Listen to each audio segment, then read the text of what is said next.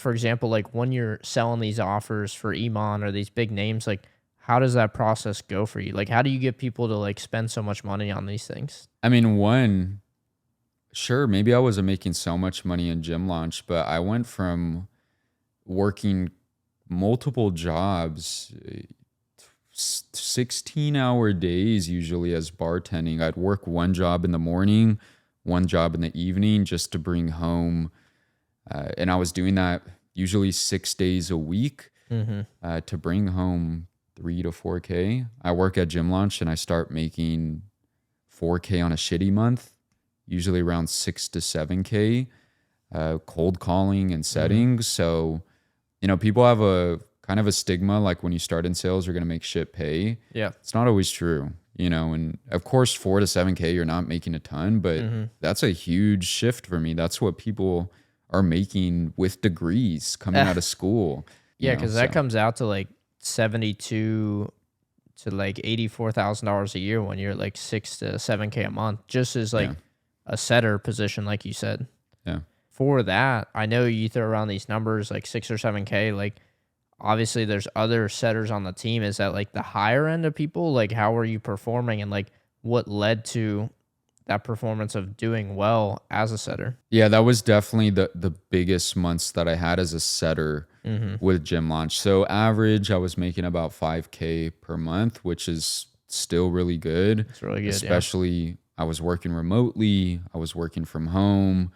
I had a daughter that was living in the same house for me, a baby that I'd have to take care of in between my day sometimes if I didn't have someone watching her and so forth. I think a big thing that we haven't touched on either that I've seen so much with you, just like being around and knowing you for a little bit and like knowing other salespeople as well, is like Yeah. I don't think people emphasize the flexibility so much with these sales positions because, say 4 or 5, 8K a month, whatever the number is, like what does your schedule look like in terms of flexibility? Do you have to like, is it strict?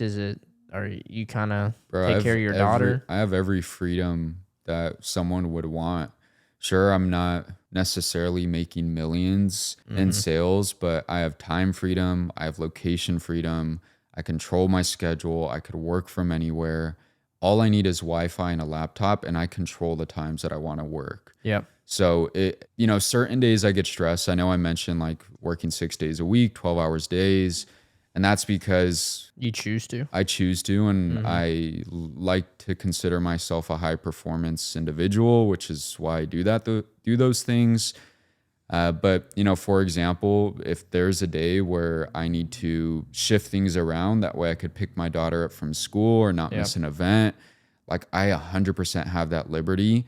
If I want to take Wednesday off and push my day from Wednesday to Saturday instead, so I could have Wednesday with my kid, I have that freedom. And so I do get stressed a lot, but then I think about how blessed I am, because I remember very well being forced to work a schedule through restaurant and bartending jobs Mm-hmm. that I could not control, and I had no choice. And if I called off, I'd get in trouble. I mean, yeah, like especially having a kid, like I know you're always saying, "Oh, I wish I could spend more time with my daughter," like which I know like it's your kid, like it's your everything. You want to spend as much time as you can with her, but at the same time, like we were kind of talking about the other day about how most parents like they kind of don't have as much freedom to spend time with their kids. Like when you're growing up, did your parents like always spend time with you and have that flexibility? Not at all. I mean, my parents did the best that they could. They had me very young. And now as an adult, I'm so appreciative because I know that they did the best that they could. So yeah, I've been very lucky. I think that's very common for most parents, that especially with the way the world is structured and, having to work, slave these hours for Mm-hmm. pay, they don't really have a choice or have the liberty to be able to have that freedom. And neither did my parents a lot of times. So there was a lot of times where, they're picking me up late from school because they have no choice, or they're missing certain events because Yeah. they had to work. I am very lucky in that sense. And when I think about it, about how much freedom I have in sales and the money that I Mm-hmm. can make with it as well. Well, I was also gonna say because your restaurant job, like they don't. I mean, maybe like DoorDash and stuff, they have like restaurants that are other places, but you have to physically be at those restaurants. Whereas like with sales, you don't have to like physically be in any one spot. So that was a, huge benefit. And I know a lot of people. For me, I'm pretty tied down to California because of my daughter, but I have so many people on the team and other sales guys that I know that literally travel the world making 10, 20, 30K per month in sales. And they're living in different locations for 3 months at a time. Seeing the world, making good money, making new connections and so forth. So most jobs, you don't have that liberty. Obviously, we're kind of like present day with your story here. Like, you're still selling for Iman and they have grown the company so much since you've joined. Yeah. Are you still like a closer there? And like, how much money have you closed there since joining? Yeah. So I'm still in a closing and leadership role as well. So training a lot of salespeople that come onto the team, training closers, helping with sales processes. But I've been there for 15 months and I've closed over $2 million at the company. $2 million. Wow. And I think that partly has to do with like the brand exploding and like, because like, when you joined, when he had 150K subscribers on YouTube, would you still be hitting those numbers, or is that a lot to do with the other stuff? Definitely not. I mean, when I first started, my pay started increasing month by month as Iman started growing. So my first month, I remember I made 12K. Month 2, he goes up to 300K subscribers. I'm making 15 to 17K. Month 3, I'm making 20. Month 4, I believe I made 35K, and it just kind of kept growing from there.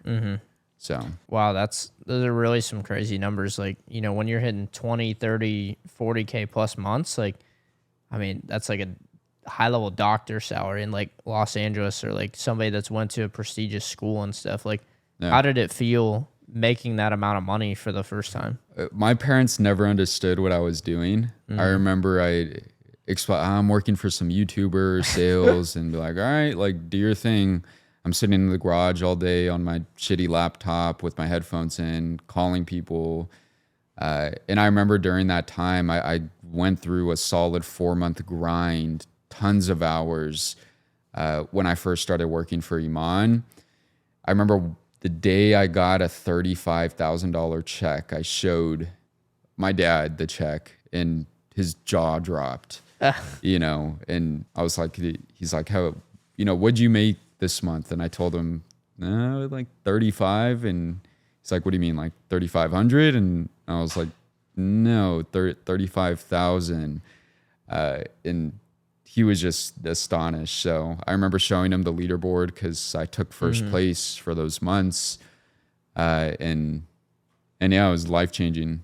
Ultimately making that money. No, that's crazy. And you were the top closer at the time when you were hitting those numbers? Always, bro. Always top closer. Bro, have you always been the top closer at all your offers? I'd average. Yeah. If I were to average it, I'm always the top closer. Of course, there's months where, salespeople go into slumps and so forth. So, there's months where second place or third place, but yeah, average out, I'm usually top closer.